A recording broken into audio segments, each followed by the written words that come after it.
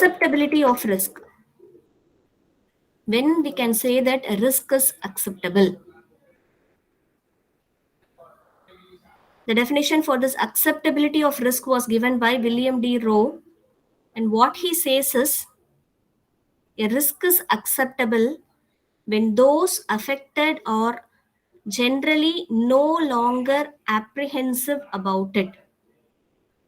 The persons, those who are affected by a particular risk, if they are no longer apprehensive, what do you mean by apprehensive?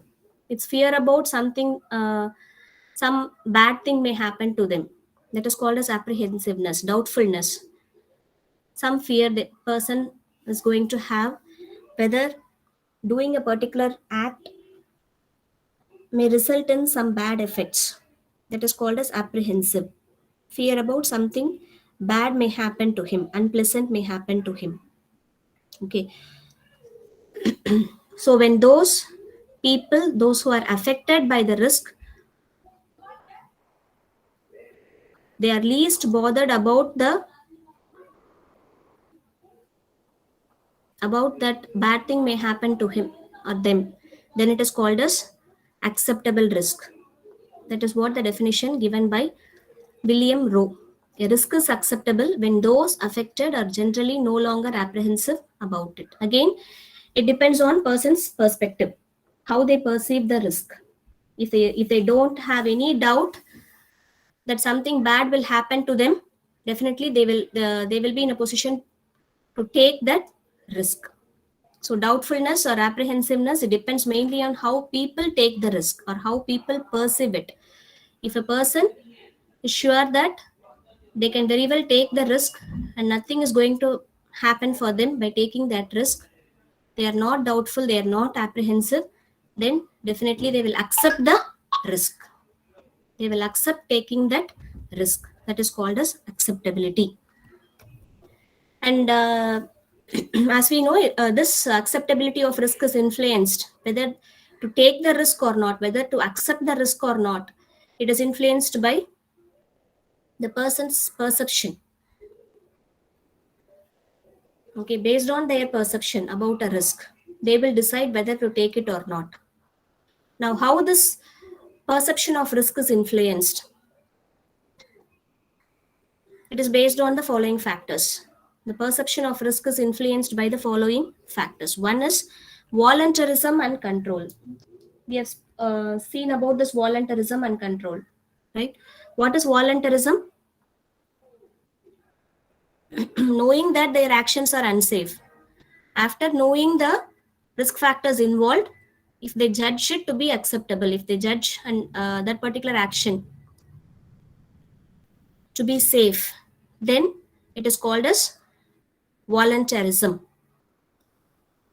Their perception, though people know that their actions are unsafe, their involvement of risk is called as voluntary risk. And why most of the people do this? For getting thrill. As I told you, we can take an example of trekking. For thrill, amusement and fun, they are ready to take risk. Okay. And what is meant by controlled risk? Voluntarism and controlled risk. If the risk taken is within a controlled limit, or I can say by any means, if I can control the risk involved, those risks are called as controlled risk. Voluntary risk, we can also take an example like a person is ready to buy a flat or a plot near a chemical plant that is emitting some low-level toxic wastes into the air. Now, he knows the risk involved in buying a flat near to a chemical plant, even though he is buying it because of low property value in that area. That is called as voluntary risk. And what example you can give for this controlled risk? That is, the risk involved can be controlled by some means. If the risk is within a control, risk taken is within a control, that is called as controlled risk. And all adventurous sports can be given as example for this controlled risks.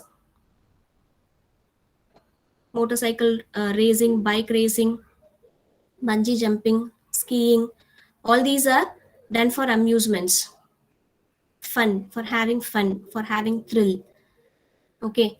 But in all these sports, we can say that they use all sort of safety guards to keep the risk under control. They have all safety equipments to keep the risk under control. Those risks are called as controlled risk. Okay. Next is next perception that influences that is risk is effect of information on risk assessments. Effect of information on risk assessments. Usually the information about the harm or danger involved in taking a risk, it should be presented in a systematic and appropriate manner, because it matters a lot.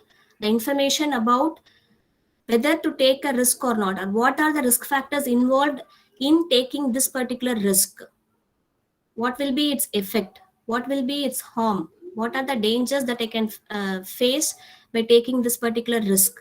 It has to be conveyed in an appropriate manner, because based on the information how it is conveyed, based on the way how this information is conveyed, the people will decide whether to take the risk or not. It has great influence on how people perceive the risk. Is it clear? Effect of information about risk, it has to be conveyed properly. The same example we can take bungee jumping. If someone comes and says that it has high risk factor involved in it, it's very dangerous, and we cannot give surety on your life, it may lead to some accidents. If information about that particular sport is conveyed to you in this manner, definitely we will decide not to go for it, not to take that particular risk. The same information, if it is explained to you like it's an adventurous sport, it gives you a lot of thrill and amusement, you're going to have fun. So if it is being explained in this way, definitely we will be ready to take that particular risk. So the way in which the information about the risk involved is conveyed, it matters a lot. That is called effect of information on risk assessments. Next is job related risks. That is the exposure of a person. The exposure of a person to risk, it depends on his job and the place where he works. Is it not? The nature of job, the working environment will definitely determine the risk. For example, a person working in mines, coal mines, or whatever it may be, or a person working in a nuclear power plant or atomic power plant where they are exposed to radiations, they have to use some safety equipments in order to safeguard them from radiations. So all these are job related risks, but no other go, they have to survive. So they will take up the job. They will not say that I will not do this job because I'm going to get affected by it, my physical well-being is going to get affected by it.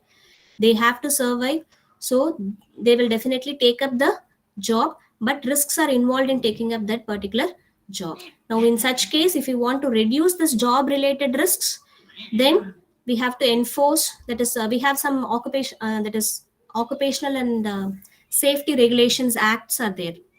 Regulations about the first aid, regulations about preventive equipment testing, regulations about testing the work environment. All these safety regulations are there.